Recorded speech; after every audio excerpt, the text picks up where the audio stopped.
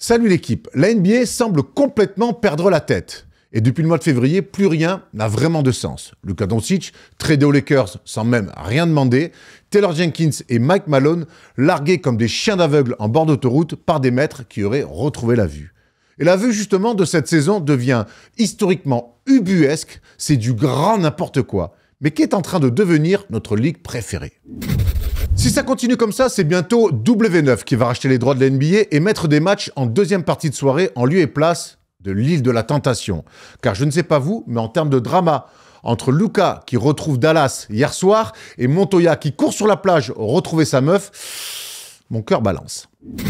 Assistons-nous à une surenchère du storytelling à qui faire le plus parler de lui, quitte à faire des choix aussi merdiques qu'un membre du groupe Noir Désir appelé à la barre? La NBA est et restera évidemment un show, mais je n'ai pas envie dans mes émissions de parler plus de breaking news que de jeux. Malheureusement, aujourd'hui, vous l'avez compris, ça sera un peu le cas.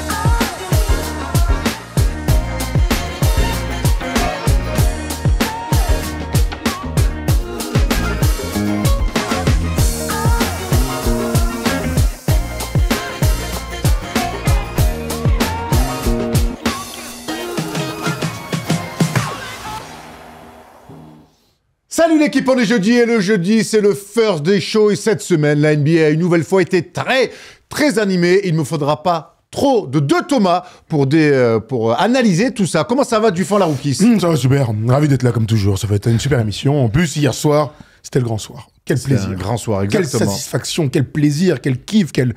Ouh, ça c'était une belle soirée. Toi aussi t'as kiffé hein? Ouais, c'était sympa. Le match était joli à voir, on va pas se mentir. Je sais qu'Erwan, il me regarde bizarrement, je savais qu'il allait... Attends, mais c'est mon émission, là, de quoi on parle?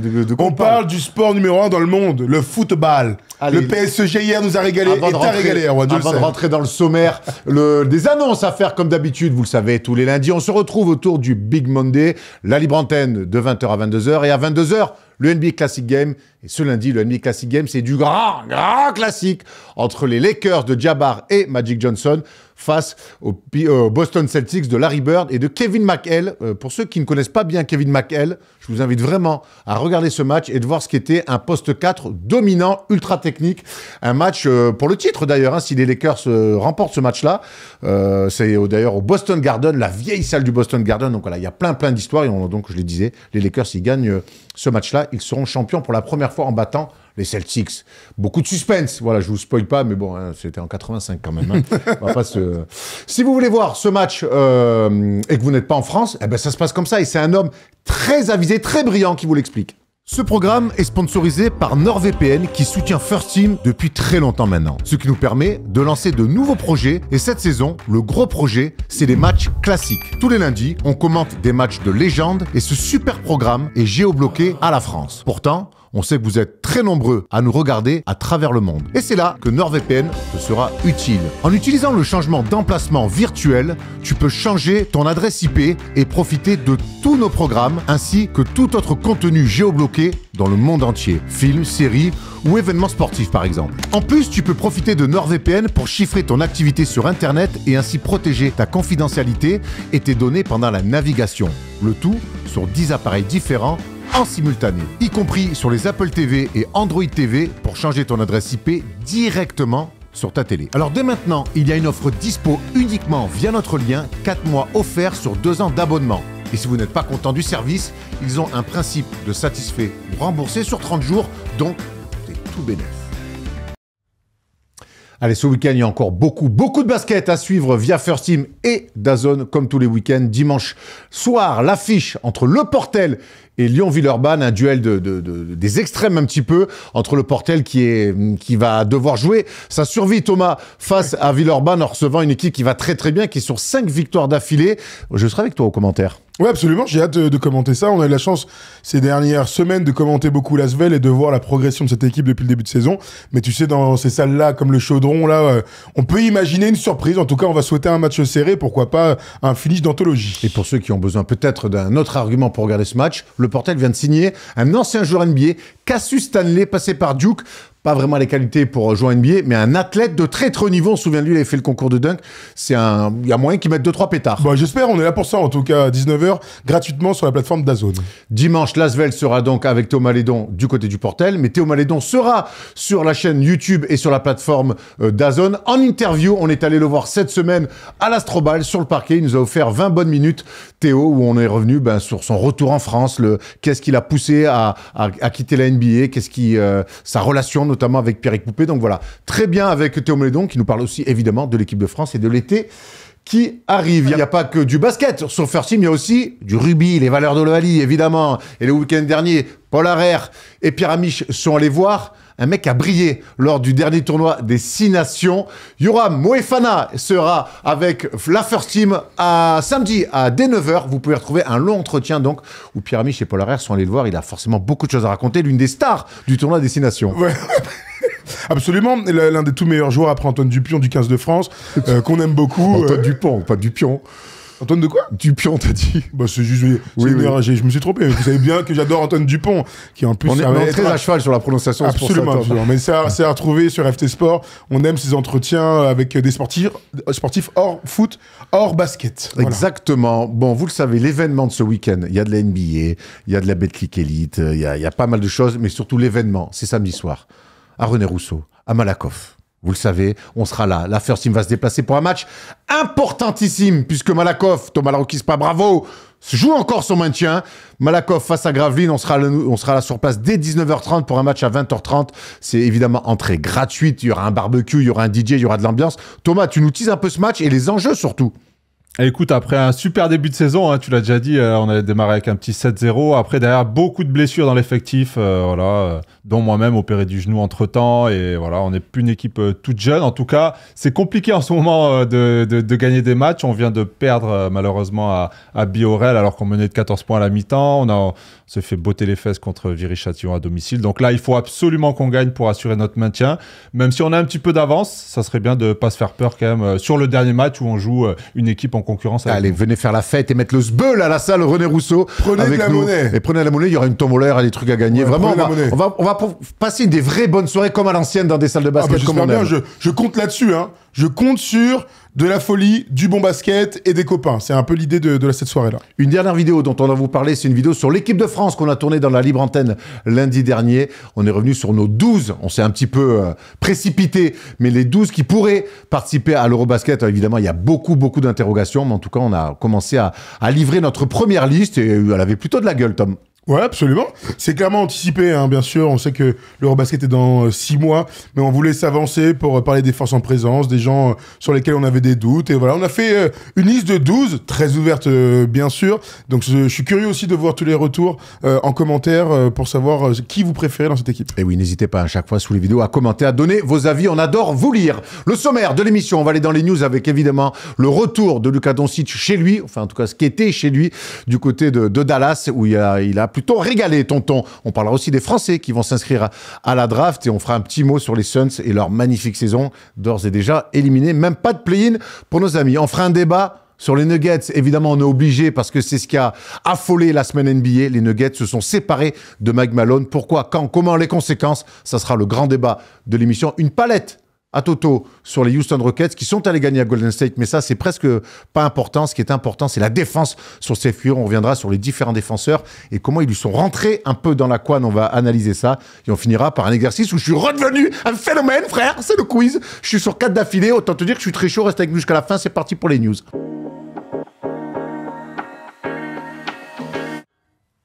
Le jour où Luka Doncic a été tradé du côté des Lakers, l'une des premières cases qu'on avait cochées, c'était cette date de la nuit du 9 au 10 avril. Les Lakers se déplacer chez les Mavs. Et donc, on a enfin eu le retour de Luka chez lui. On peut dire ça parce que hier soir, Thomas, on va revenir évidemment sur les stats, le match, le tribute. Mais hier soir, Luka, il était clairement chez lui. Bah oui, il était chez lui. J'avais beaucoup d'attentes, tu sais, sur quel allait être l'environnement, quel allait être l'accueil, qu'allait faire la franchise des Mavs en termes de d'hommage tout simplement, de vidéos, etc. J'ai pas été déçu. Les t-shirts avec écrit merci pour tout en slovène. Cette vidéo à la présentation des joueurs où Luka est submergé par l'émotion. Il ose même pas regarder. Alors là, on le voit regarder, mais il y a des moments où il est la tête dans les mains, en train de se demander mais qu'est-ce qui s'est passé, bordel? Qu'est-ce qu'ils ont foutu, les Mavs, à me transférer? J'étais bien là-bas, il y avait tout, c'était ma famille. Il y a beaucoup d'images de basket et aussi off-court. Ça a été très réussi dans l'avant-match. Ça a été très réussi aussi pour les fans des Lakers. Voilà. Ouais. Ça a été match-là après. Luka a été honoré avant le match et Luka a honoré pendant le match, Tom. Ouais, il a régalé. On se posait la question parce que quand tu vas dans des émotions aussi fortes avant le match, est-ce que tu es capable de switcher tout de suite après? Apparemment, oui. On sait que c'est un grand champion. En tout cas, on le voit, il demande une serviette juste avant l'hommage. Il demande à un assistant une serviette parce que je pense qu'il sait que ça va être très compliqué pour lui.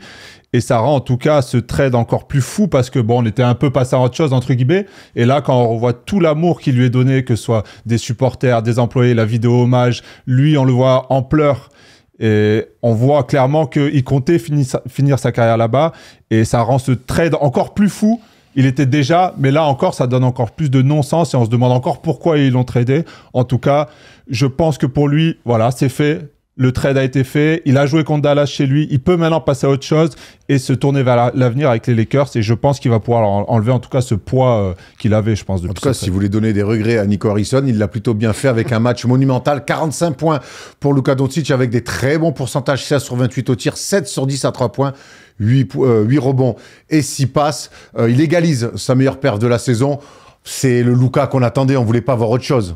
21 points en 12 minutes pour commencer. 21 points en 12 minutes, 31 points en première mi-temps, de l'adresse. Bon, le Luka qu'on connaît, toute l'équipe était tournée autour d'elle. On a vu LeBron dans la première mi-temps lui laisser complètement les rênes. Il sait faire ça. Ouais, et LeBron est très très bon, surtout dans la deuxième quand les Mavs reviennent. C'était le Luka qu'on espérait voir. Et là où je te rejoins complètement, c'est que il y a des mecs qui arrivent à gérer la pression, les émotions. Lui, on sait que son moteur, c'est justement ça, c'est l'orgueil. Et donc dans un match comme ça, pour tous ceux qui l'avaient en fantasy, j'espère qu'ils l'ont mis en capitaine. Il faut prendre ce gars-là quand il va jouer à chaque fois contre les Mavs. Il va les détruire à chaque fois, comme LeBron le fait depuis 10 ans lorsqu'il rejoue à Cleveland. C'est pour eux tellement important. Donc voilà, il est au-dessus, il a été très dominant. Et le contraste avec Anthony Davis, qui a été très passif dans ce match-là, me fait dire quand même, mais qu'est-ce qu'ils sont foutus? Qu'est-ce que c'est que ce bordel? On va se le dire pendant 20 ans, je pense. Je crois que là, tu sais que tu viens de créer un mème, en fait. À chaque fois qu'on reparlera de ce trade, on remettra ta séquence. Mais qu'est-ce qu'ils ont foutu? C'est clair, les gros plans sur Nico Harrison. On est là aussi pour ça. Il y a eu des moments importants dans le match.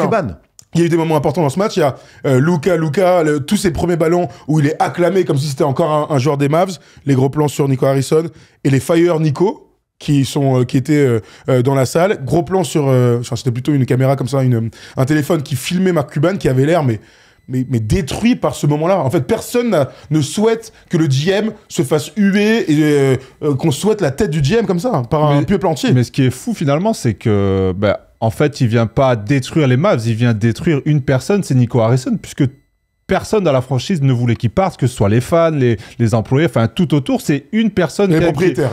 Ouais, le propriétaire qui a donné son accord. Mais à la base, l'idée vient de Nico Harrison.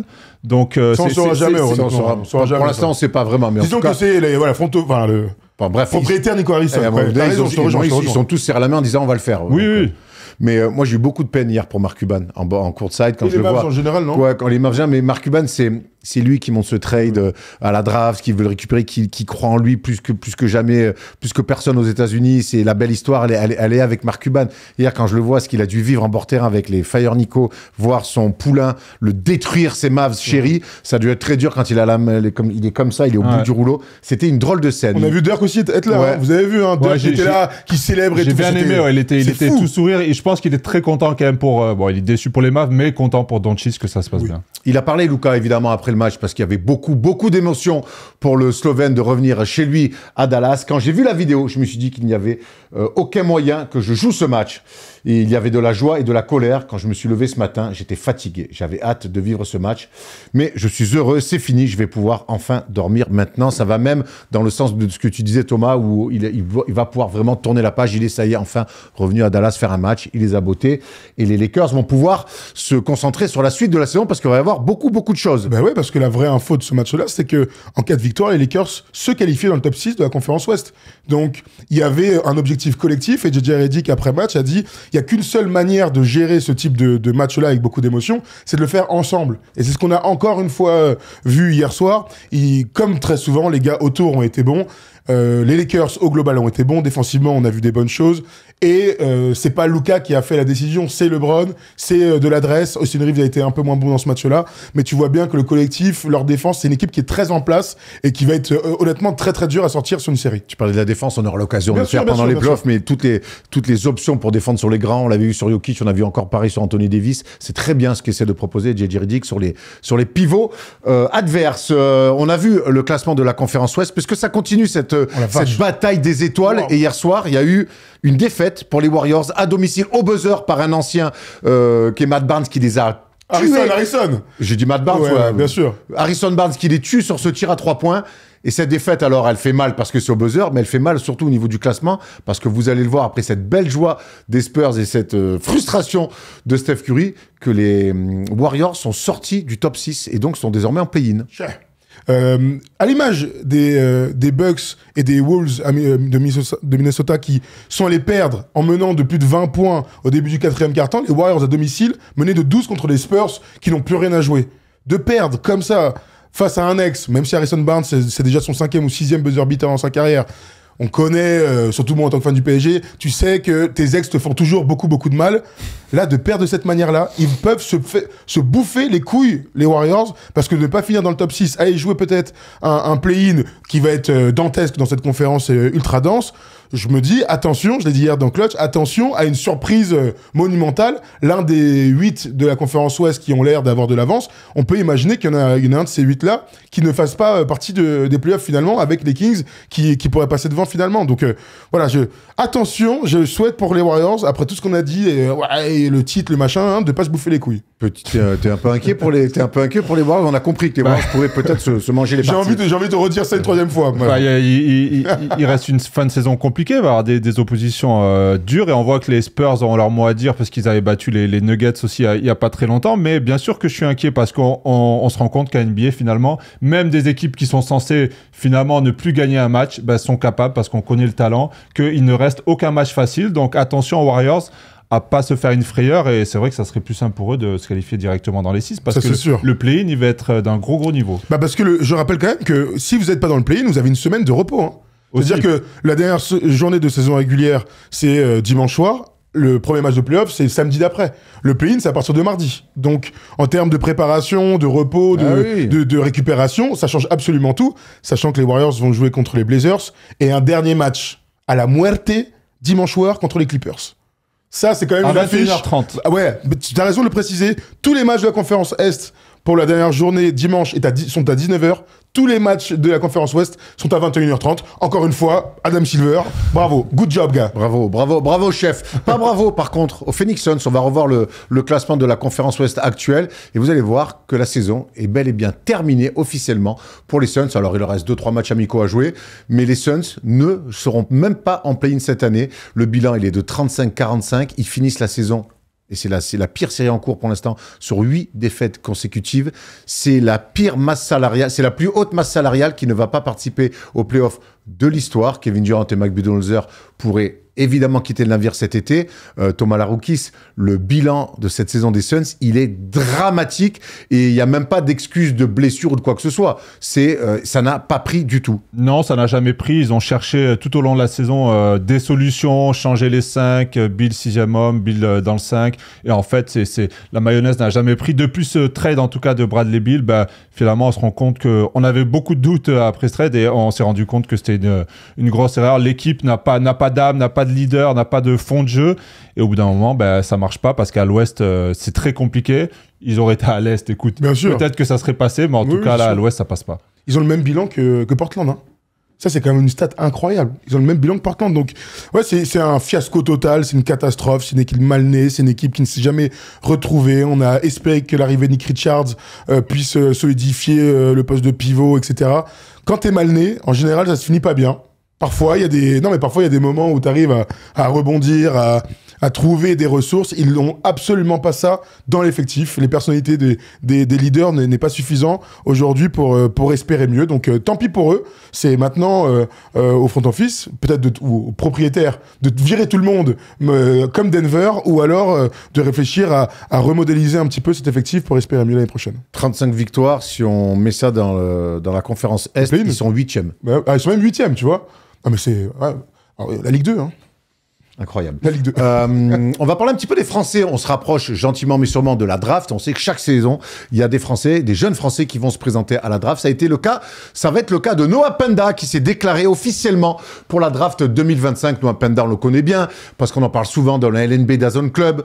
20 ans, donc joueur du Mans, passé par Vichy évidemment, jeune international français chez les jeunes, et donc qui est prévu, vous le voyez, 32e au Big Board ESPN. Ça va être, on va voir, il va y avoir plein de choses. Des playoffs, on sait que ça peut vite remonter. Il ne sera pas le seul, hein. Noah Penda, tu voulais dire un mot, Thomas Lorky, sur la saison de Noah Penda et ses chances? Non, bonne saison, profil intéressant pour la NBA. Voilà, il va falloir qu'il progresse sur son tir à 3 points. Et tu l'as dit, forcément, les playoffs qui arrivent, on se souvient souvent de la fin. S'il arrive à faire quelques cartons en playoffs, il pourrait passer fin de premier tour. C'est ce qu'on lui souhaite, hein, un contrat garanti.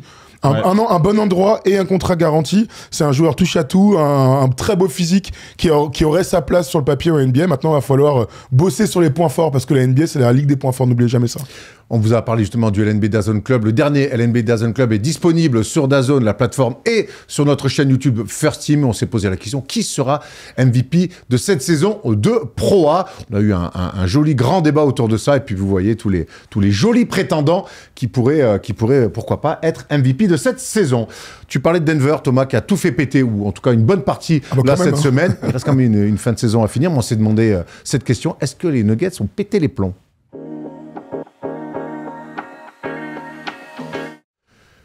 C'est la bombe de la semaine. Mike Malone n'est plus le coach des Denver Nuggets à quelques matchs à peine de la fin de la saison régulière. Mike Malone était en place depuis 2015. Ça faisait 10 ans donc qu'il coachait les Nuggets. Il a tout connu avec eux. Il les a ramenés en playoff. Il les a fait passer des tours. Il les a amenés jusqu'au titre NBA.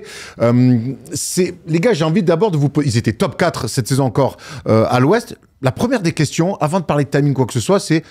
Quelle a été votre réaction de voir ça? On s'y attendait pas vraiment, même si les Nuggets étaient dans une phase un peu chelou avec notamment 4 défaites d'affilée. Non, on s'y attendait pas du tout. On a tous été très surpris, presque un peu comme Jenkins, un peu la même réaction. Pourquoi maintenant? Qu'est-ce qui se passe? Est-ce qu'on a manqué un épisode? Qu'est-ce qui s'est passé? Qu'est-ce qui se passe en tout cas à l'intérieur de cette franchise?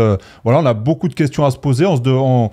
On dit c'est bizarre. On avait l'impression en tout cas que tout allait plutôt bien. Alors ils n'étaient pas forcément à leur place dans la conférence Ouest, mais on sait qu'avec l'effectif qu'ils avaient, ils avaient encore des cartes à jouer. Là, ils essayent en tout cas de tout changer au dernier moment. Donc assez curieux comme choix. Je te rejoins complètement. C'était la surprise. Hein. La surprise de voir un coach champion il y a 2 ans être coupé. Un coach iconique d'une franchise qui est parmi les favoris de cette saison. Et puis la surprise totale de voir un GM et un coach se faire couper. Parce que la plus grosse surprise, c'était « Ah, Mike Malone est coupé ». Alors, derrière, la petite cerise, la chérine de cake, c'est il coupe aussi le GM. Mais ça existe, ça? Vous avez souvenir d'un GM? Normalement, c'est un GM qui prend la décision de couper un coach. Tu vois ce que je veux dire? Là, les deux en même temps, on va expliquer pourquoi, mais moi, c'était ça ma première réaction, c'est « Ah, Calvin Booth aussi, il s'est fait virer ?» Ça devait vraiment très mal se passer au quotidien, alors. On va mettre un point de contexte, et c'est très bien, justement, de rajouter à l'éviction de Mike Malone. Le GM, il a pris les deux, comme à l'école, les deux qui se battent, allez, boum, vous allez tous les deux en permanence, vous êtes collés. Le contexte, c'est que Calvin Booth et Mike Malone, donc le GM et le coach, ne se parlaient quasiment pas. Comment c'est imaginable, ça, en vrai? Non, mais honnêtement, entre nous, ils ont été champions il y a 2 ans comme ça, donc... Mais c'est impossible, en vrai. C'est une drôle de manière de travailler ensemble. On sait quand même que la pensée du GM est censée être incarnée par le coach, à minima. Merci. Bon, en tout cas, ils ne se parlaient pas, ou très très peu. Et depuis quelques semaines, ça s'était devenu encore plus tendu, par la série de défaites, mais surtout par l'utilisation des rotations de Mike Malone, notamment Russell Westbrook, qui pour Calvin Booth jouait beaucoup trop en fin de match. Par rapport à Pickett. Par rapport à Jalen Pickett. Ouais. Bon, c'est une vision qui s'oppose certes, mais de là à ce qu'on arrive à virer les deux en même temps, parce que ça veut dire que tu n'as pas de backup quasiment là, que ce soit en GM ou en coach, ils ont pris l'assistant. Mais ils ont pris les deux assistants. Ils ont pris les deux assistants. Ils ont pris l'assistant GM et donc David Adelman. Parce que faire ça l'été en attendant de voir ce qui se passe sur cette post-season, très bien. Le faire à ce moment-là des playoffs, ça veut dire quoi? Ça veut dire qu'on veut essayer de réveiller les joueurs. Ou quelque part, est-ce qu'on anticipe déjà l'après? Ou les deux? Non, c'est très dur à lire. Non, c'est un électrochoc. C'est un électrochoc. C'est pas risqué? Mais non, mais de toute façon, on est tous d'accord pour dire que c'est incompréhensible, le timing est cata, on ne comprend pas, etc. Maintenant qu'on a dit tout ça et sur lequel on est tous à la même longueur d'onde, il tente d'avoir un électrochoc d'un point de vue du meilleur joueur du monde, d'un effectif qui a l'air d'avoir une rupture avec le coach. Parce que si les joueurs ont comme feedback aux propriétaires, au front office, tout se passe bien avec le coach, on le suit à 2000%, on y croit encore, il est hors de question de couper un coach, sauf s'il y a un truc hors basket ou un truc, tu vois, limite, j'allais dire, que la police intervienne, quoi, quelque part. Donc, moi, je crois vraiment qu'il y a eu une rupture. La rupture, elle est après le match contre Portland. Après une conférence de presse. Alors là, c'est même plus au vitriol. Là, Mike Malone a détruit ses joueurs. Apparemment, il les a détruits dans le vestiaire. Il les a détruits en conférence de presse. Et ça, en général, il y a deux solutions. Soit c'est un électrochoc auprès de l'effectif et tout le monde se remet en cause. Soit tu perds tout le monde. Et j'ai la sensation qu'il a perdu tout le monde malgré une relation de confiance de plusieurs années. Mais le mot électrochoc, pour moi, ça marche quand il y a vraiment une cassure entre l'effectif et le coach. Moi, j'ai déjà vécu 3-4 changements de coach en pleine saison. La seule fois où ça a marché, c'est vraiment que le coach, ça passait pas bien. On n'était pas d'accord avec tout ce qu'il proposait. L'ambiance générale était vraiment mauvaise. Du coup, quand il a été remplacé, on a voulu montrer. Tu veux montrer en tant que joueur, regardez, on va changer de coach. Nous, on va vous montrer que c'était le coach le problème.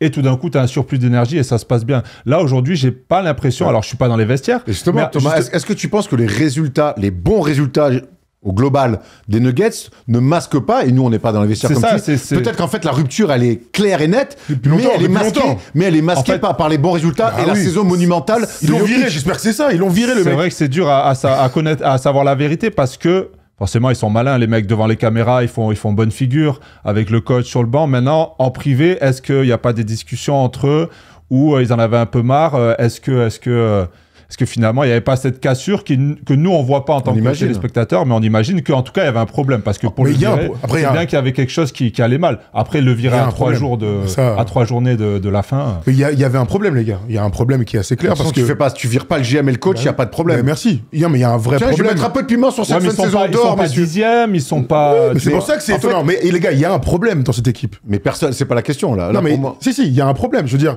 Mike Malone est a toujours été ultra connecté à Nikola Jokic, à Jamal Murray, etc., etc.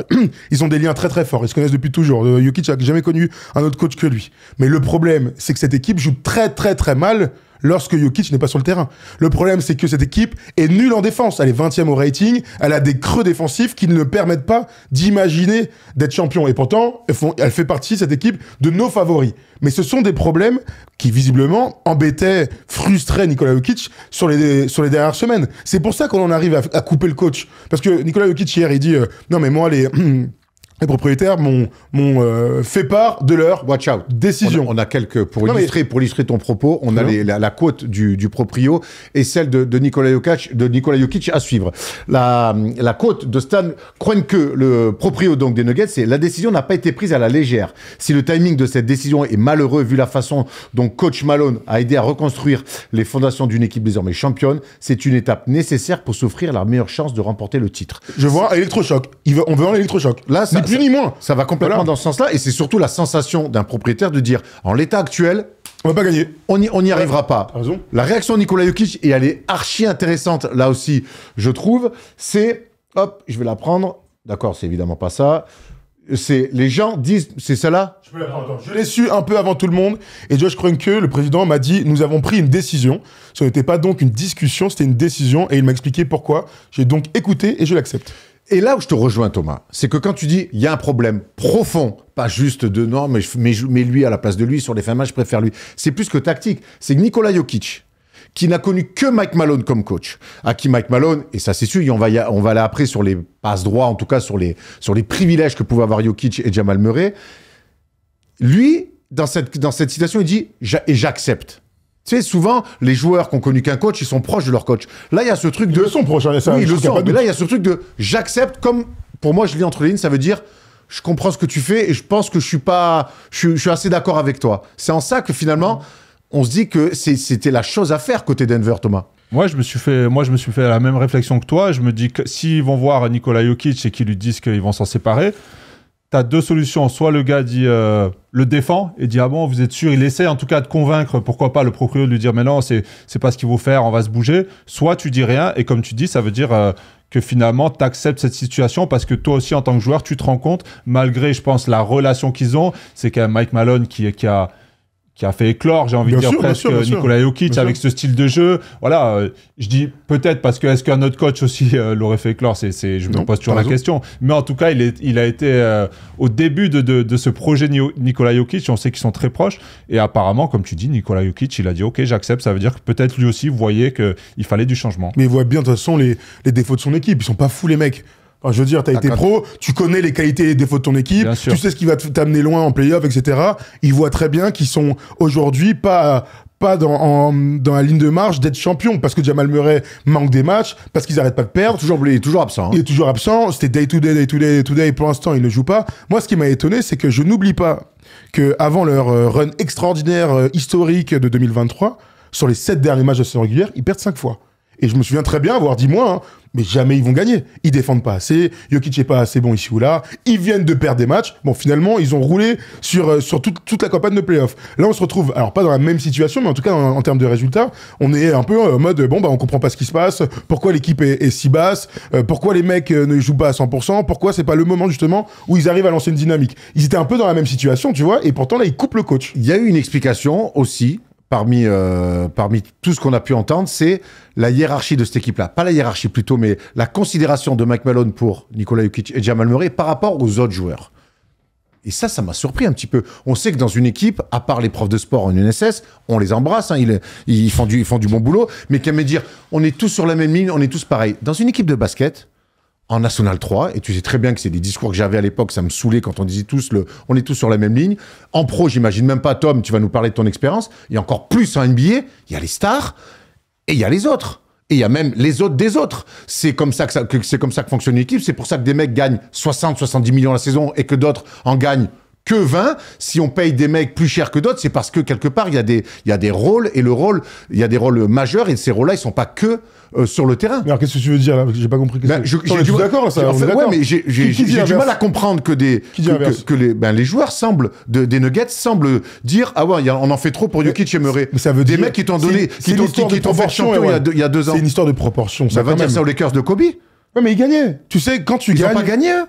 Non mais ils ont gagné une fois pour l'instant. Ah ouais. Je veux dire que tu me parles de Kobe et Shaq, ils avaient peut-être des privilèges, des machins. Enfin Kobe, ça le saoulait que Shaq revienne avec 20 kilos en trop. C'est toujours une histoire de proportion de ce que va donner le mec sur le terrain, de son attitude, son leadership, etc., etc. Moi, ce qui me surprend, c'est que c'est pas que Jamal Murray et Jokic, qui sont là depuis longtemps, qui ont des gros contrats, aient des privilèges.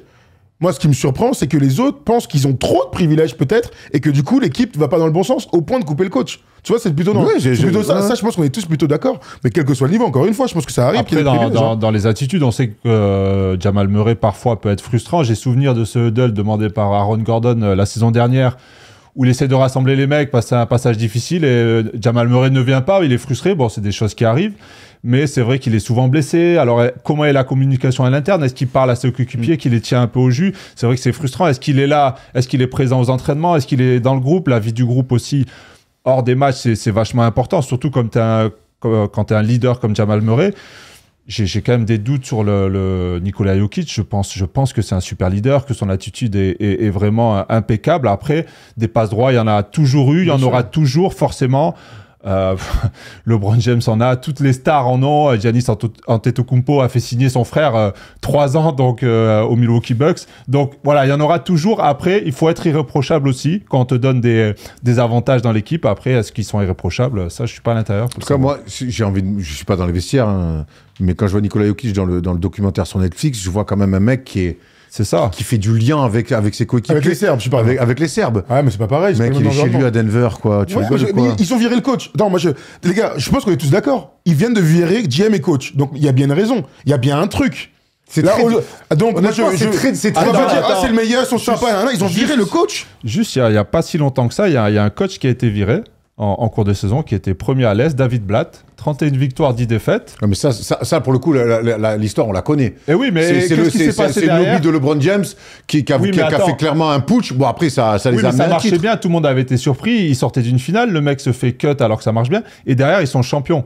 Ouais, mais Mike Donc- Malone n'est pas David Blatt. Non, La je sais, mais relation entre les gens, c'est pour dire le que c'est déjà background n'est pas le arrivé même. et que ça a marché en tout cas, même si le background, tu l'as dit, n'est pas le même. Et c'était en Mac- janvier, pas à Ouais. une semaine des playoffs. Mike Malone, tu l'as dit, est là depuis 10 ans, Bah a oui. construit cette équipe de A à Z. Après, il y a eu des incompréhensions, je pense, entre le GM Booth et lui.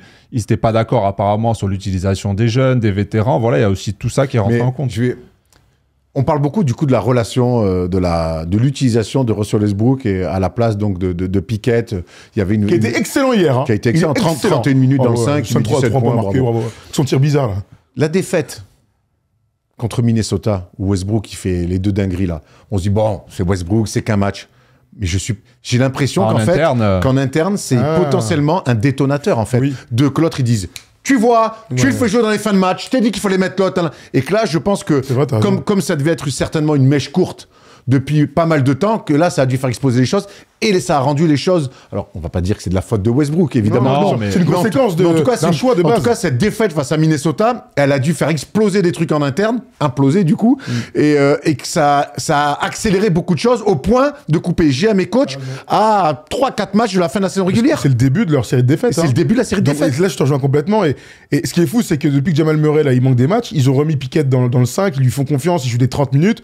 Il est bon, le mec. Il est bon, il a un style un peu particulier et tout, mais il est bon, c'est un deuxième année, il est en pleine progression. Moi, quand il y a deux visions qui s'affrontent à ce point-là, entre ton GM qui construit une équipe qui a dû cravacher pour respecter les masses salariales, Ah oui. hyper encadrées de Denver et tout, qui a fait du bon travail, mine de rien, parce qu'ils sont encore en position de gagner, alors que tout le monde s'est barré pour prendre de l'argent ailleurs, et ton coach qui dit, mais moi je pense que le meilleur moyen de gagner, c'est de mettre des vétérans, ce qui est aussi une vision qu'on peut entendre. Je veux dire, les deux s'entendent. Bah, au bout d'un moment, t'as le droit aussi de prendre une décision si ça va trop loin. Le problème, c'est toujours la même chose. C'est pourquoi ils pouvaient pas attendre un mois de plus. Ça, Pourquoi ils l'ont pas fait il y a un mois avant. Enfin, tu vois ce que je veux dire, c'est ça qui est fou, après, en nous, fait. on a ce regard-là. On a ce regard-là de dire, mais c'est vrai, tu peux attendre un mois, tu peux attendre la fin de saison. Et t'as tout Ou une l'été- semaine si tu fais pas en play-in, hein. Et t'as tout l'été pour bosser. Mais Thomas, t'as certainement dû, toi, connaître, nous on l'a connu, en s'entraînant 2 à 3 fois par semaine avec des coachs où c'était intenable. Mais quand tu t'entraînes tous les jours, quand tu voyages tous les jours ensemble et que le quotidien est invivable, des fois, t'es obligé de trancher rapidement. Ah, quand c'est invivable, c'est long les saisons, quand le groupe vit pas bien ensemble, qu'avec le coach ça passe pas. Bon, en général, quand Parce qu'il tout ça qu'ils se sont passe... quatrième à l'Ouest. hein, Ouais, c'est quand ça même- le truc, c'est qu'ils sont 4e à l'Ouest. Mais moi, je veux quand même revenir sur l'utilisation de Russell Westbrook. Alors, il fait une très bonne saison, il n'y a pas de souci. Il apporte des vraies bonnes minutes, il a sorti des triples-doubles, tout ce que vous voulez. Mais on sait quand même qu'en play-off, son temps de jeu, il risque d'être limité par ses choix, par ses décisions, par le fait que ça va être scouté, ils vont le laisser ouvert à 3 points. Et je reproche à Malone de ne pas être allé chercher ce Pickett un peu plus tôt, lui donner des responsabilités, parce qu'on sait aussi qu'il va avoir... qui porte mal son nom pour le coup, puisque c'est un bon joueur. Voilà, t'es un bon petit joueur. Et du C'est pas la coup, pelure d'oignon, quoi. et du coup, c'est bizarre, je trouve, Respecte de la pelure. donner autant de responsabilités à un mec comme Westbrook quand on sait que je pense que ses minutes vont être un peu réduites en arrivant sur les playoffs. Et tu l'as dit, je pense que ça a dû générer aussi pas mal de frustration entre le GM et Mike Malone. On va pas quand même tout enlever à Westbrook. Non, mais- Quand ils étaient au bout du rouleau, là, en décembre, C'est pour janvier. ça que je dis qu'il a fait de bonnes choses. Heureusement C'est qu'il ce que était je viens là. de dire. Et en revanche, depuis quelques temps, là, c'est vrai que il a plus de difficultés, donc t'as le droit. Une saison, c'est tellement long, tu prends un peu là, t'enlèves un peu là, et tu réfléchis. Voilà. Dans tout ça, C'est pas linéaire. dans tout ce bordel, dans toute cette semaine chaotique du côté des Nuggets, à bout d'un moment, il y avait un match à jouer. Hier, Pickett joue 31 minutes, et Russell Westbrook joue 17 minutes en sortie de banc. Donc, on a l'impression quand même que Calvin Booth, il était dans une forme de logique qui lui appartenait. 124, 116, victoire importantissime pour les Nuggets. Victoire parce qu'en ce moment, c'est la course, on l'a dit, au top 6 à l'Ouest. Et cette victoire, elle était primordial pour les Nuggets, on le voit, qui restent donc dans le top 4. Contre les Kings, surtout, qui enchaînent.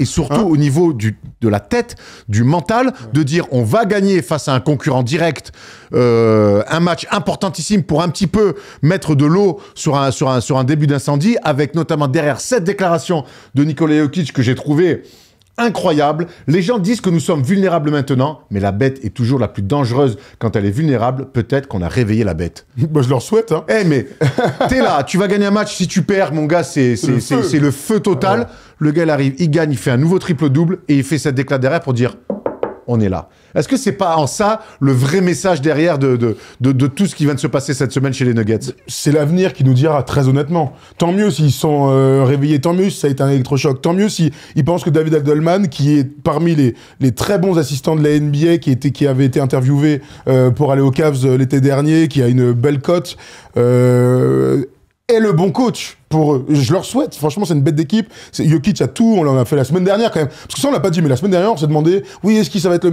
meilleur pivot de l'histoire? Est-ce qu'il a fait son meilleur match de sa carrière? On n'a jamais autant parlé de Denver. On n'a jamais autant parlé de Denver. C'était la semaine dernière. Ils ont viré leur coach. Donc, oui, je leur souhaite que ce soit tout ça. La raison me fait dire que c'est n'importe quoi d'avoir fait ça. C'est une connerie sans nom et qu'ils vont ils vont se gameler totalement en playoff, qu'ils vont sortir au premier ou au deuxième tour et on pourra leur tirer dessus. Parce que c'est ça le truc, c'est que tu ne changes pas de coach à une semaine des playoffs à un moment où la conférence Ouest a jamais été aussi dense. En tout cas, tu prends le risque à un moment donné de te faire tomber dessus. Alors, ce sera normal. Tu anticipes un petit peu ma question d'après, mais du coup, je vais la poser à Thomas Larocque. Comment tu vois la suite? Ben c'est ça que j'allais dire. Moi, pour le coup, les Nuggets, ils ont encore la possibilité d'être champions. Bien sûr, si tout le monde est sur le terrain, parce que Aaron Gordon est ultra important dans cette équipe et il a manqué beaucoup de matchs. Il va faire un petit peu plus de la moitié des matchs cette saison. Forcément, Jamal Murray, on connaît sa création, son côté clutch aussi, lui qui clôture souvent les matchs. Et je pense que si tout le monde est en forme et en tout cas pas blessé, ils ont une bonne chance en tout cas d'aller jusqu'au bout. Voilà. Ce qui est intéressant hier avec un coach rookie. Ouais, ce qui est intéressant. Ils savent jouer ensemble. Mais hier on a vu Nikola Jokic, il prend la plaquette et tout. Je pense qu'il va nous faire une Bill Russell fin des années 60 avec Boston. Ben, j'ai hâte de voir ça. Ben oui, non mais j'ai hâte de voir ça. Mais ça peut avoir ses limites. Parce qu'entre Bill Russell des années 60 et 2025, il y a un peu de temps et j'ai jamais revu ça. Hein. Pour les fans des Nuggets qui pourraient être inquiets hier, en tout cas, les cadres des Nuggets ont parfaitement répondu. Aaron Gordon, 21 points, gros match. Michael Porter Jr., 21 points, gros match. Nikola Jokic, triple-double. Et Christian Brown, 25 points, lui aussi. Donc, tous les cadres un petit peu de cette équipe, plus ou moins, vous l'avez compris, ont répondu présent. Ça, c'est toujours un bon signe aussi. Oui, mais bon, c'est à la réaction. Mais c'est important, gros. Tu perds. Mais c'est important. Tu perds à Sacramento, tu sors du top 4, voire du top 6. Quand on parle, qu'est-ce que je vous dis tout le temps? On verra dans le temps. C'est-à-dire que oui, il y a eu réaction. Oui. Tu parles du temps. Oui. Il reste 2 matchs. Il faut gagner les 2 matchs pour finir au mieux 4e, si ce n'est 3e. On sait jamais, ils peuvent passer devant les Lakers. Avantage du terrain contre les Clippers, premier tour. C'est leur objectif. Une fois qu'on sera en playoff, qu'ils auront récupéré Jamal Murray, je leur souhaite, là, on pourra commencer à les juger. Parce que c'était tellement le feu la semaine dernière qu'ils ont viré leur coach. Et là, on est en train de se dire... on est là aussi pour les analyser, pour donner notre avis, pour essayer de voir dans le futur. Ils ont fait un bête de match, je suis le premier à dire. Ils ont dominé tout le game, en plus. On nous critique souvent pour dire la culture de l'instant. Oui, bon, en même temps, on fait des émissions toutes les semaines. Donc oui, je vais pas attendre 8 mois avant de dire c'était peut-être un bon choix. Donc là, moi, je trouve que cette victoire-là, elle leur fait du bien. Ils éteignent un début d'incendie. Par contre, sur les questions qu'on pouvait avoir il y a une semaine sur la suite où je les voyais peut-être aller en finale de conf, aller en finale NBA, ils ont rajouté un peu de doute et de flou sur leur post-season. Avec un coach rookie, je trouve que l'histoire est tellement différente. Tyronn Lue, ma man. Mais bon. Ah, parce que David Adelman, il a le même vécu Tyronn Lue dans sa vie. Non, bah, d'accord, très bien. Bah ouais, mais ça. Mais il a un point commun, c'est qu'il a le meilleur joueur du monde. Eh ben écoute, je leur souhaite, vraiment je leur souhaite, c'est une bête d'équipe. Mais coach rookie qui prend le poste une semaine avant, évidemment. Ça existe ça, et ils sont champions une semaine avant, parce que tu vois que Tyronn Lue, il a vu quand même quelques mois. Mais merci, ça existe vraiment ça les mecs. Ok, très bien, j'ai hâte de voir ça. On verra. J'ai hâte de voir ça les mecs. Hâte de voir ça. Petite rumeur marrante, du coup, vu que ça a été le bordel du côté des Nuggets, les rumeurs sur Nikola Jokic qui pourrait rejoindre Luka du côté des Lakers, on n'y croit évidemment pas une seconde, c'est infaisable. On rappelle que le contrat de Nikola Jokic court jusqu'en 2027, il aura une player option à ce moment-là de 62 millions. Non, la question qui peut se poser, c'est lorsque vous êtes dans une franchise de cœur et que ça part en couille, parce que d'après moi, virer coach et GM, c'est que ça part en couille. Si ça se termine mal, cette campagne de playoff, est-ce qu'on n'est pas à un moment donné où Nikola Jokic peut pas dire « Moi, j'aime pas quand c'est comme ça, j'aime pas quand c'est le bordel, et je demande mon transfert ». C'est plutôt ça, le truc de les Lakers sont favoris pour récupérer Nikola Jokic s'ils demandent son trade, pas s'ils font Nico Harrison. Et là, pour le coup, on va attendre que les playoffs se passent, on va voir où il s'arrête, on va voir comment il s'arrête, parce que moi je pense que sur la manière, elle est des fois pire que le résultat. Tu peux perdre au premier tour, mais dire ok, bon, on a été vaillant, on y a eu ci, il y a eu ça, on peut comprendre. Je me vois l'année prochaine construire là-dessus. Et puis tu peux te faire botter terrible au premier tour en disant oula, là c'est... C'est un peu probable en vrai. Moi mon inquiétude, c'est qu'il se passe la même chose que l'année dernière. C'est-à-dire que l'équipe est très forte et que parce qu'il y a eu des sautes de concentration, des manquements graves dans des moments importants, donc le match 6 et match 7, s'il se repasse ça, là, je pourrais commencer à te dire, franchement, on est... Allez, une fin de cycle. Il a 30 ans, Jokic. Non, mais Ils sont oui, tous, fin de ce cycle-là. Le cycle-là, c'est Mike Malone, c'est Jamal Murray. Ça, c'est des fins de cycle, ça. Si demain, tu dois faire partir Jamal Murray. Bah oui.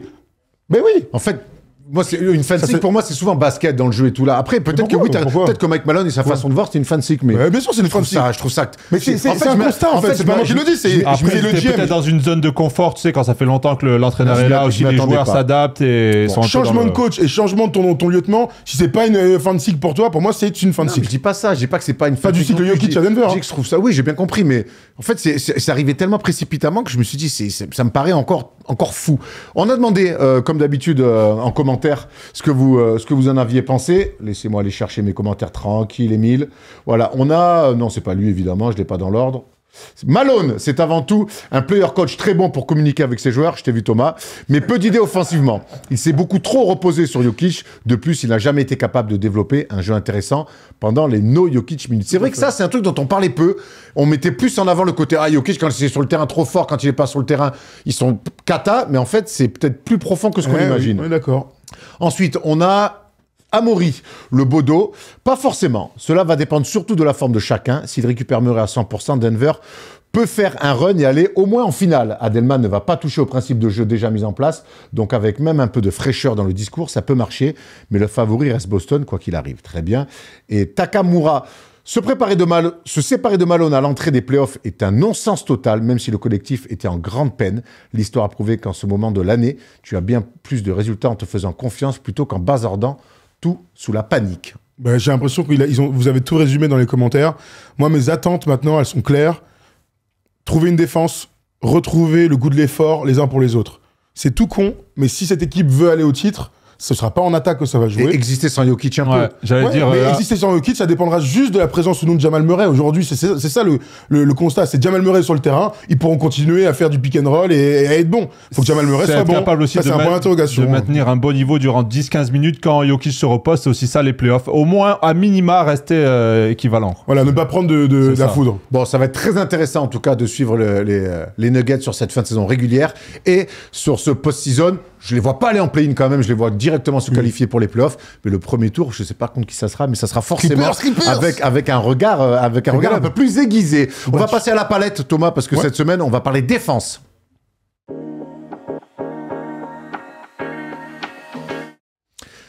Dimanche dernier, les Rockets se sont imposés au Chase Center, c'est jamais facile, belle victoire 106-96, mais c'est pas ça qui va nous intéresser dans la palette, c'est surtout la défense sur Steph Curry qui a été réduite à 1 sur 10 au tir, 1 sur 8 à 3 points. Thomas, quand on arrive à éteindre comme ça l'un des plus grands scoreurs shooters de l'histoire, ça mérite une palette. Palette sur la défense donc des Rockets, palette sur une défense ultra agressive qui est très permissive. Ça m'avait pensé un peu au Canada. Face à l'équipe de France, l'année dernière, vous vous souvenez dans la Coupe du Monde où on avait le droit de toucher les attaquants. Ça tombe bien, on va essayer de regarder ça ensemble. J'espère que Malakoff, ce week-end, va défendre comme ça en National 3. Allez, on y va, première action. On va regarder comment, du coup, ils ont réussi à limiter Steph Curry à 1 sur 10 au tir. Vous allez voir, il y aura du monte et il y aura du contact. Allez, on retourne au début de l'action. Steph est donc en position de meneur de jeu. Il a la balle en main et Fred VanVleet est en strict sur lui. Il défend très très fort. On est dans le pick and roll avec Kevin Looney et on va voir surtout le bel effort déjà de VanVleet et puis surtout la présence de Alperen Sengun parce que vous savez, un pick and roll, ça se défend forcément à deux. Accélération de Steph Curry qui a vu un semblant d'espace. Sengun va faire l'effort, même si j'adore cet arrêt sur image, on dirait qu'il est en train de danser, Alperen Sengun. Le bon contact, une nouvelle fois, on n'est pas loin de la faute.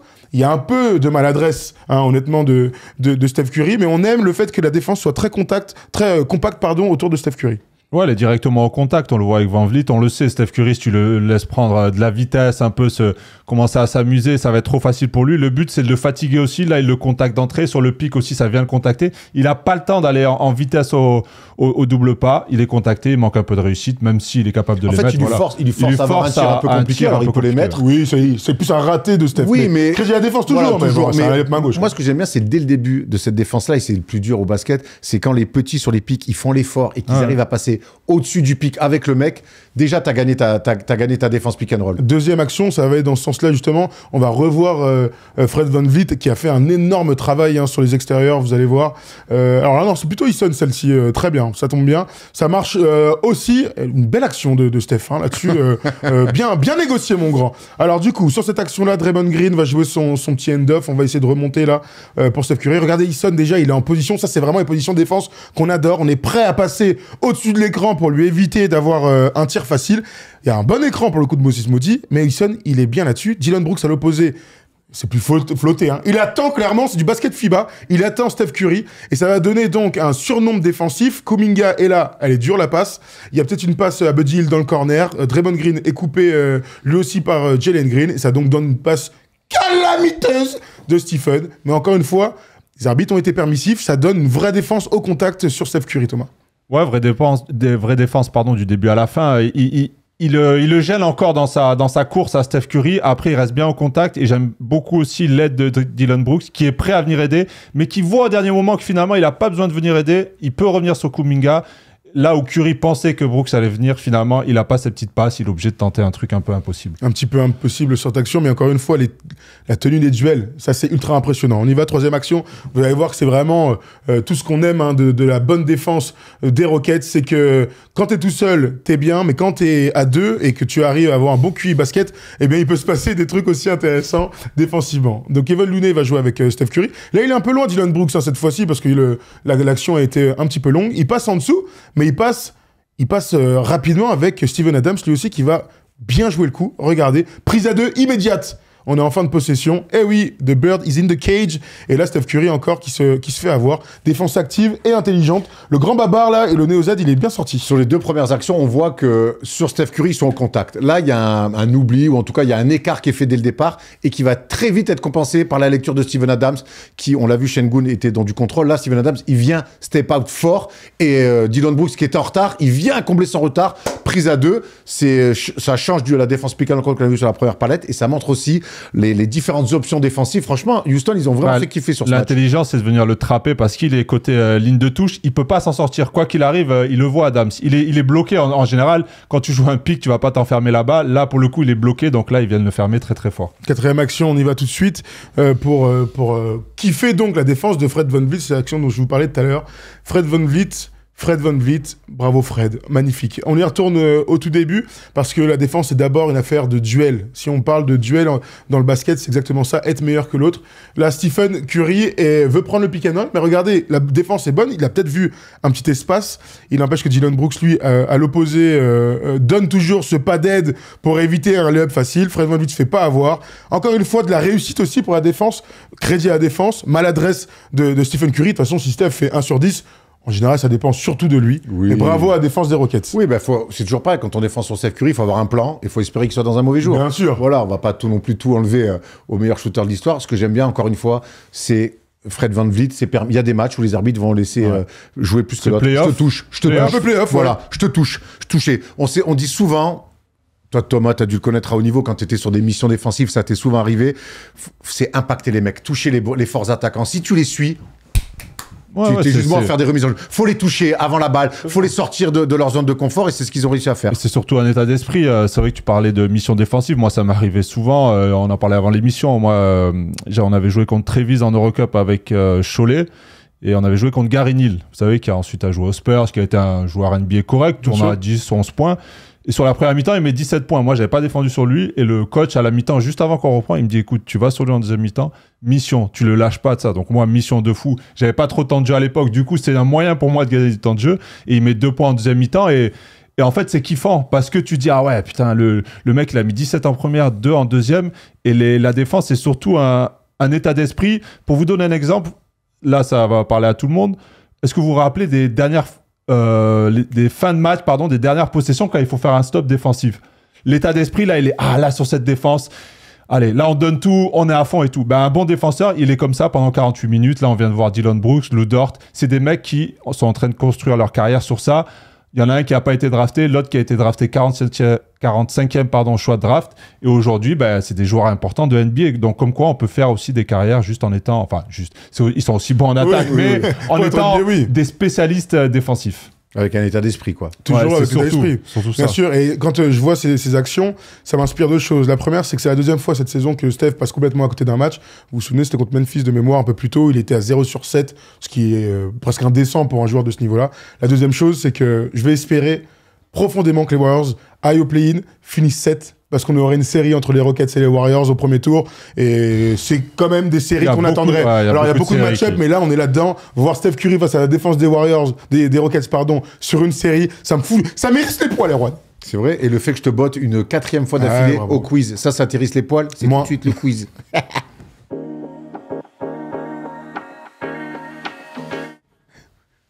Allez, qui dit fin d'émission, dit quiz. Comment ça va, les gars? Vous êtes chaud? Ça va super.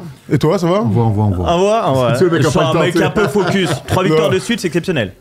C'est pas exceptionnel, j'ai déjà fait plus, mais au vu de ma saison, crois-moi que... C'était pour te porter l'œil que je disais ça. Tu sais, c'est fou parce que tout à l'heure, on pensait, au premier tour des playoffs et machin, nan. Moi, je me disais pour mon équipe, que ce soit Thomas Larokis, Dallas Mavericks, Kinder Delice, les Casinos. Pas mal. Putain, l'impro comme ça, il est bon. Tu l'as écrit hier soir en 2 heures? Non, c'est la deuxième fois parce que, comme je sais que tu regardes pas Clutch, j'en ai déjà placé une et je vais essayer d'en faire une toutes les émissions maintenant. C'est bien de dire que je regarde pas. Tu peux regarder? Hier, j'étais dans le train. Non, pas à 17h. Oula. Si. Bon, tu veux que je la fasse? Train à 16h, je suis arrivé à 18h à Paris. Tu veux que je te refasse celle d'hier? Vas-y. Celle d'hier, c'était... Il y avait Rémi qui était depuis l'Arizona. Je lui disais, tu sais, en playoff, tout ce qui compte... non, là, c'est par rapport au débat d'avant. Je me disais, Rémi Réverchon, Jean-Luc Mélenchon, meilleure troisième option, les Cassify. Il a tellement rien compris. Il m'a regardé comme ça. Il fait, ah ouais, d'accord, il a rien compris, le mec. Bref, allez, on peut y aller maintenant. Très bon, en tout cas, j'aime bien. On se régale. Très bon. On commence par un petit jeu. Je vais montrer des photos de joueurs. Vous me dites qui c'est. Voilà, un peu à la vitesse. Ouais, je vois rien avec la caméra. C'est vrai, pas de problème. Non, mais pour le coup, vraiment, je vois rien. penche-toi un peu en avant. Non, je vois. C'est pas grave, t'inquiète, je vais fermer les yeux. Tag, c'est ici. Oh non, j'ai dit Greg Ostertag. Carmalone. Merci de nous prévenir. Bien, Déjà que je vois rien. Bien, mais on articule, les gars. Allez, le deuxième. Capono. Allez, Capono. Là, je l'ai bien entendu, c'est bien Thomas. Tyrone Lee. Oui. Lee. Courtenay, merci, je trouvais plus son prénom. Lee. Kerry Kittles. Oui, Kerry Kittles, bravo. Terence Jones. Ouais, à l'ancienne. Blatch. André Blatch. Je suis imbattable à jouer là, attention. Moi, le petit sujet, là, c'est Ouais, pas t'es plutôt chaud, là. Non, j'ai toujours été super fort. Je le connais pas. Si je l'ai. Ellis. Non, c'est Lafonso Ellis. Lafonso Ellis. Ouais, je connais pas. Il est notre gars qu'on a commenté qui est dramatique. Kevin Oli. Oli, et tu dors là, vas-y, frère. Kevin Willis. Ah oui, Kevin Willis. J'allais dire George McLeod, rien à voir.